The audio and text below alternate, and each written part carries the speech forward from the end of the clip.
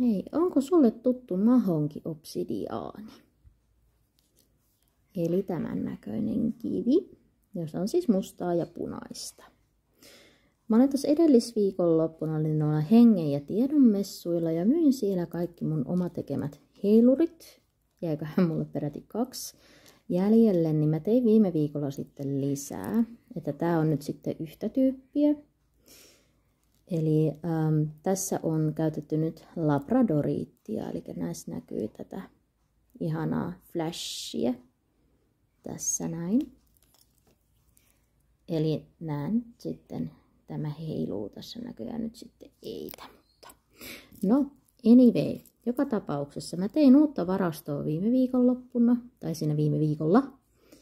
Ja aika myöhään illalla sitten näin, ja mä oli tarkoitus tehdä sitten, että jos mä tekisin tästä mahonki-obsidiaanista kanssa.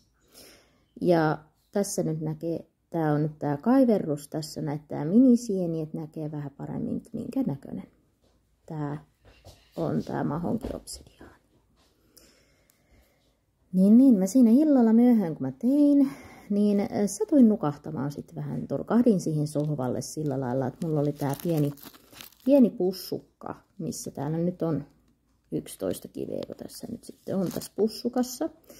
Niin nukahdin sillä lailla, että mun kädet oli ristissä mun vatsani päällä.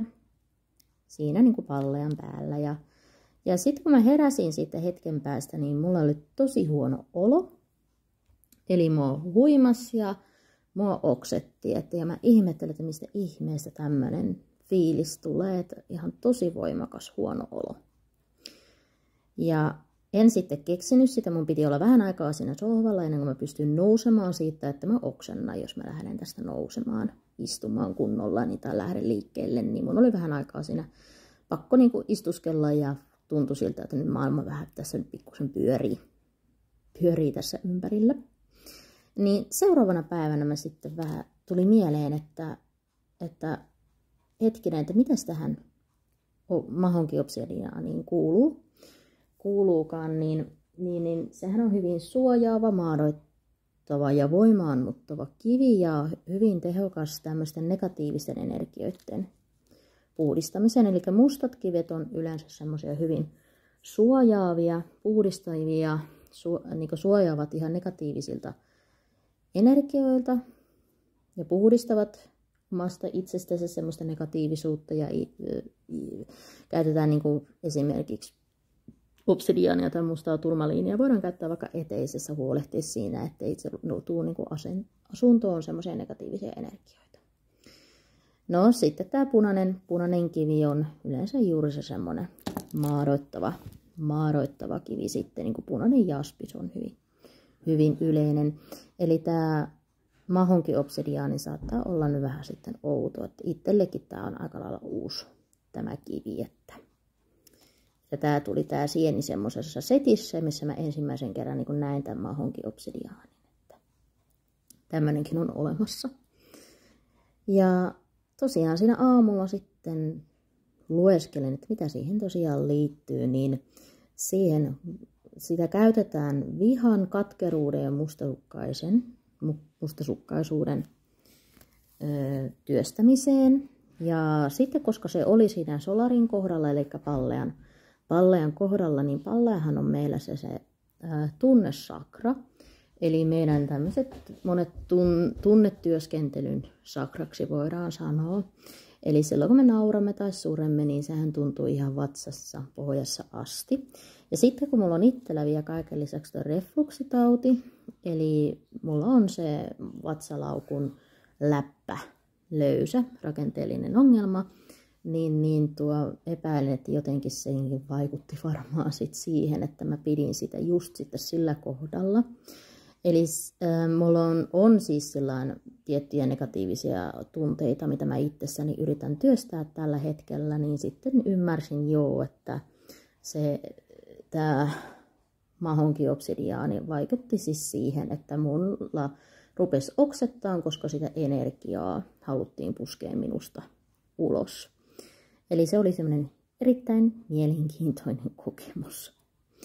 Ja sitten kun sen oivalsi sitten, että mistä ihmeestä se tuli se, niin se oli ihan tämän kiven ansiota. Että sen jälkeen on ollut itse asiassa nyt näiden tuotteiden kanssa huomattavasti helpompaa, että mä koen, että tästä kivestä oli ihan oikeasti, tai näistä pienistä helmistä, mitkä siinä mun vatsan päällä oli, niin niistä oli paljon hyötyä.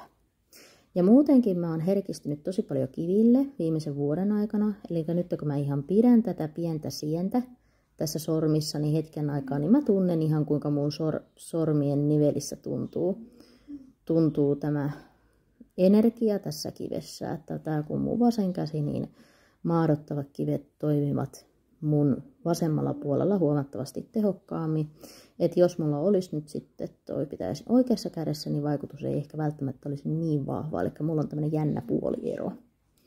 Ja se ilmeisesti liittyy näihin energioiden, mitä kanssa työskennellään. Eli maan piiri on mulla vasemmalla puolella, niin maadottavat kivet resonoitte enemmän mun vasempaan käteen. Ja universumipuoli on tässä ja valon puoli on tässä oikealla puolella, niin oikeassa kädessä resonoitte ja paremmin sitten kohottavat kivet. Ja mä itse teen siis erilaisia koruja. Tässäkin on esimerkiksi tämä rutiilikvartsi korua, eli näissä on tämmöisiä mustia pieniä rutiileja täällä kvartsissa. Sitten tässä nyt on esimerkkinä, siis mullahan on ihan valtavasti koruja. Tässä on Larimaria, sitten Amazoniittia ja näistä on näitä Stardust-helmiä, eli tähtipölyä. Ja tässä olikin sitten huureruusukvartsia sitten tässä. Niin tässä on nyt ollut se ikävä puoli, että kun meikäläinen on nyt niin kauheasti herkistynyt kristalleina, niin mä en enää pysty käyttämään itsekään ranteissani koruja. Eli mä tunnen niin vahvasti eri kivet, että vaikka mä teen niin kuin tosi kauniita koruja, niin itse en pysty käyttämään niitä. Ja tässä kun tää on nyt jo vähän isompi tämä sieni, verrattuna kumminkin tuommoiseen pieneen helmeen, niin tässä se vaikutus on aika vahva.